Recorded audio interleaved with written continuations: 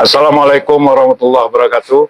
Kita berada di markas Jamaah Tabligh Sumatera Barat, dan alhamdulillah saya ketemu dengan Muhammad Alif, orang gigih dan istiqomah dalam menjalankan prinsipnya. Saya dengar dan membaca Muhammad Alif ini mencoba berjalan kaki ke Mekah. Bagaimana ceritanya itu, Pak? Cinta kepada Rasulullah, cinta kepada agama Allah. Kalau ada rasa cinta itu, maka akan ada panggilan Allah SWT. Ini karena Allah pilih kita untuk bermujahadah tadi, maka insya Allah kita kerjakan. Jadi mulai mencoba itu tahun berapa? Jalan kaki ke Mekah, Muhammad Alif. Mulai mencoba jalan kaki ke Mekah itu tahun 2005. Awal 2005, akhir 2004. Coba ceritakan perjalanannya. Ya, perjalanannya insya Allah pertama sekali kan saya ajak teman-teman dulu, ada 7 orang, dan niat itu untuk mendapatkan sunnah dalam berjalan. Karena dalam berjalan itu mesti kita berjemaah. Ada nanti amirnya, ada nanti makmur, ada nanti sebagai dalil gitu. Jadi harus ada sunnahnya dalam berjalan. Maka saya ajak teman-teman, ada ikut mau 7. Alhamdulillah. Ternyata ketika di hari H nggak sanggup. Tapi saya sudah niat kuat, maka saya tetap jalan sendiri. Karena saya sudah azam yang kuat. Azam yang kuat ini munculnya ketika kita sudah mengetahui keuntungan-keuntungannya, fadilah-fadilahnya. Karena fitrah manusia ini ingin keuntungan. Umpamanya gini, hai fulan bin fulan, di sana ada uang 10.000. Di ujung jalan sana ada uang 1 miliar.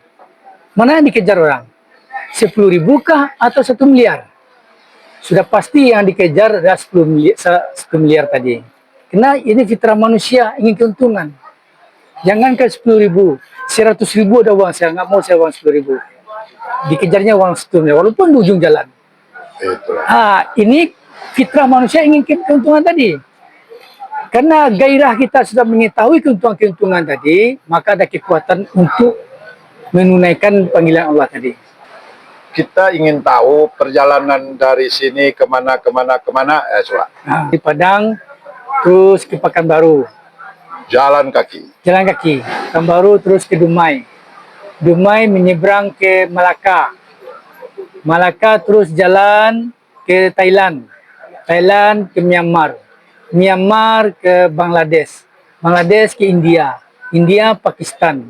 Pakistan, Afghanistan. Afghanistan, Iran. Iran, Irak, Arab Saudi.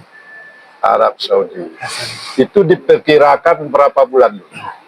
Diperkirakan jangka panjangnya sekitar 10 bulan. 10 bulan. Yang sudah dicapai? Yang sudah capai tahun itu sekitar 3 bulan. Sampai di Myanmar. Yang kedua? Yang kedua sampai di Batam, karena masih lockdown waktu itu. COVID, lockdown. Lockdown. Tapi udah sampai ke Myanmar. Yang pertama sampai ke Myanmar, yang kedua sampai ke masih di Batam, lockdown. Dan itu pun sudah 8 bulan saya putar-putar di Kepri berdakwah. Lalu Allah kasih hadiah orang Batam untuk pergi umroh. Umroh dapat. Umroh dapat. Jadi balik lagi sampai ke Padang lagi kita. Yang kedua itu. Yang betul-betul istiqomah dengan sunnah, mencapai ridho Allah. yang mendorong untuk bisa berangkat naik haji jalan kaki. Ini yang penting bagi pemirsa ini. Nah, pamannya gini, kita tahu keuntungannya satu langkah Allah hapuskan dosa. Satu langkah Allah angkat derajat. Satu langkah Allah dapatkan pahala. Berapa langkah kita ke sana? Coba. Tak terhitung enggaknya langkah kita. Berapa dapat pahala kita kalau langkah kita dihitung ke sana? Sedangkan dari sini ke pasar raya kita berjalan, udah ribuan langkah kita. Ribuan. Assalamualaikum. Bagaimana satu negara kita berjalan?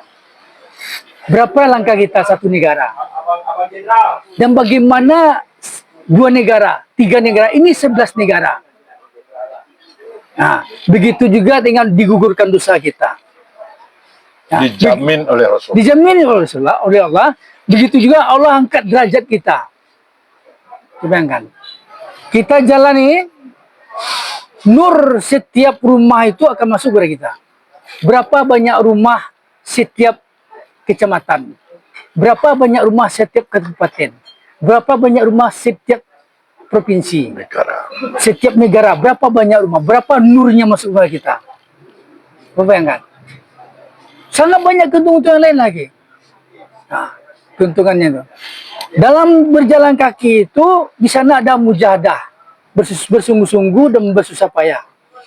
Dalam mujahadah itu adalah ada janji Allah di sana. Jadi kita menurut panggilan Allah tadi, dengan mujahadah ini, maka di situ ada keridhaan Allah. Keridhaan Allah inilah yang kita harapkan yang paling besar sekali. Tidak ada yang lebih tinggi daripada ridhonya Allah.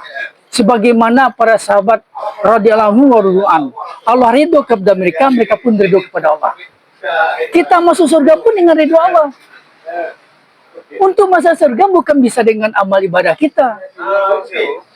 Nah, ditimbang amal ibadah kita dari bayi, dari kecil sampai kita tua, dengan 2 biji bola mata nikmat Allah berikan ini saja, tidak seimbang. Bagaimana kita mau masuk surga dengan amal ibadah kita? Kita masuk surga itu dengan ridhonya Allah SWT. Bayangkan, kita mendapatkan keridhaan Allah SWT. Apa yang lebih tinggi dari ridhonya Allah SWT? Nah, Allah berikan keridhaannya kepada kita. Dalam ridho haji nama mabrur itu dapat ridhonya Allah. Kalau Allah nak ridho, dapat haji nama mabrur tadi. Jadi untuk mendapatkan semangat kita itu yang tinggi ini, kita harus tahu keuntungan-keuntungan tadi dan ada semangat kita. Itu yang diterima hanya ikut cara Rasulullah SAW. Hanya ikut cara Rasulullah SAW. Jadi kalau kita ingin amal kita betul diterima oleh Allah SWT, kita harus ikut cara Rasulullah SAW. Kalau kita tidak ikut cara Rasulullah SAW, maka amal kita tertolak. Allah sudah katakan dalam Quran, dalam surah Ali Imran ayat 100, ayat 31 saja. Hai Muhammad, katakanlah, apabila hambaku mencintaiku, maka ikuti aku, ikuti Nabi Muhammad. Niscaya ini dalam ini pengertiannya, niscaya aku akan mencintainya. Allah yang mencintai kita. Coba bayangkan. Kalau sudah Allah mencintai kita, kita sama dengan peringkatnya dengan wali Allah, kekasih Allah, karena kita dicintai oleh Allah SWT. Niscaya aku mencintainya. Dan Allah hapus seluruh dosa-dosamu sehingga tidak ada sisa lagi. Motivasi itulah kita lakukan untuk berjalan. Iya. Dengan motivasi itulah. Maka kalau ikut cara Nabi Muhammad SAW, insya Allah, Allah redho, Allah terima, kita beruntung yang sangat besar.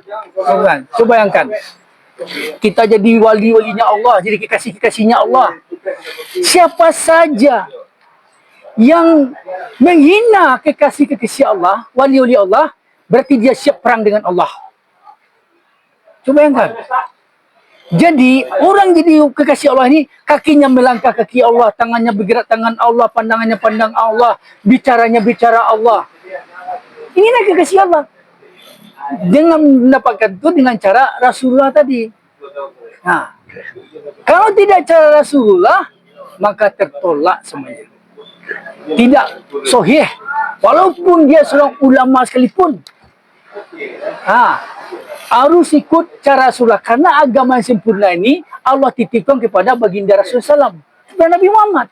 Maka kita ikut cara Nabi Muhammad. Sejauh mana kamu patuh dan taat atas perintah Allah dan Rasulnya, sejauh itu pula Allah kasih kebahagiaan di dunia maupun di akhirat. Ini tolak ukurnya. Karena agama ini Allah titipkan kepada baginda Rasulullah SAW. Maka banggalah kita memiliki Nabi Muhammad SAW ini. Kita masuk surga ini bukan karena kehebatan kita, karena Rasulullah SAW. Seandainya Rasulullah tidak berikan syafaat kepada manusia pada masar, seluruh Nabi-Nabi pun tidak akan bangkit. Kalau nggak dikasih syafaat dari baginda SAW, berapa tuh kasih sayang Rasulullah kepada kita. Dari dunia kita dipikirkannya sama kita sampai ke akhirat. Di sirat aja kita ditunggunya dan didoakannya kita biar selamat. Masih ada umatnya dalam neraka, dijemputnya dari Rasulullah. Kasih syafaat. Dikasihnya syafaat. Sehingga Rasulullah nak mau menegakkan gerahnya kalau Allah tak kasih. Sujud Rasulullah terus. Wahai kekasihku, tegakkanlah kepala engkau. Tidak ya Allah. Umatku masih ada dalam neraka. Apakah kita tidak bangga jadi Nabi seperti itu? Yang mana memikirkan keselamatan umatnya? Kita bagaimana kita kepada Rasulullah? Kita diajarkan agama itu untuk keselamatan kita. Nak mau pula ikut cara dia. Ya. Maka dalam tabligh ini bukan suatu organisasi, bukan.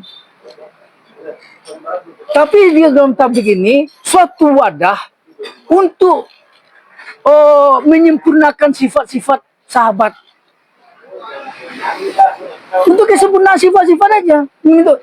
Setelah dari markas ini orang bencar lagi jemaah ini. Masing-masing kembali lagi aktivitas masing-masing. Ini bukan organisasi. Tempat berkumpulnya umat untuk menyempurnakan sifat-sifat itu jemaah tabligh. Siapa saja, tidak dipilih. Maupun orang buta sekalipun, orang lumpuh, orang bisu pun berdakwah di jemaah tabligh. Orang bisu Allah pergunakan untuk bisa berdakwah. Kita yang sehat, normal, kenapa nggak bisa berdakwah? Pada dakwah ini perintah.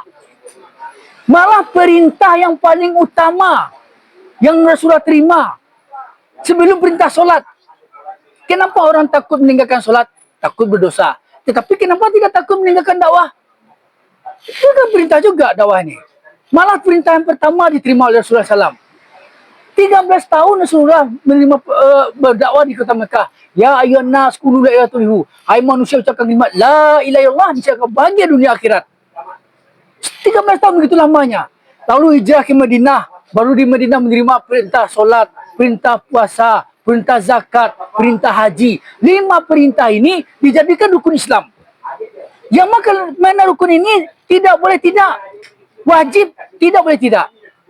Seumpama rukun solat 13. Kalau kurang rukun solat 1, maka nggak sah solatnya. Sekarang rukun Islam ada 5. Ditinggalkan dakwah. Orang kerjakan 4 saja umpamanya nih. Apa sah Islam Islamnya? Rukun Islam 5. Kan ini rukun. Di mana letak rukun Islam dakwah ini? Karena Allah perintahnya ucapkanlah kalimat la ilaha illallah. Kalau berucap itu adalah bicara kita. Artinya dakwahkan bukan zikirkan. Kalau zikirkan boleh. La ilaha illallah, la ilaha illallah. Tapi perintahnya ucapkan kalimat la ilaha illallah. Kalau kita berucap, anda adalah lawan bicara kita. Ada. Artinya dakwahkan kalimat Allah. Maka itu rukun Islam yang pertama. Mengucapkan kalimat la ilaha illallah. Maka dakwah ini rukun Islam yang pertama. Tetapi banyak orang tinggalkan dakwah. Dakwah yang bagaimana? Dakwah ini banyak. 2 partai, 2 politik, 2 pembangunan. Tapi dakwah ada'u ilallah yang diajarkan Rasulullah. Mengajak manusia untuk taat sama Allah. Dakwah seperti ini. Maka di mana adanya di jemaah tabligh yang menapatias lagi bagaimana Rasulullah dan para sahabat menghidupkan agama ini, mendakwakan agama ini. Dinapatias lagi oleh jemaah tabligh.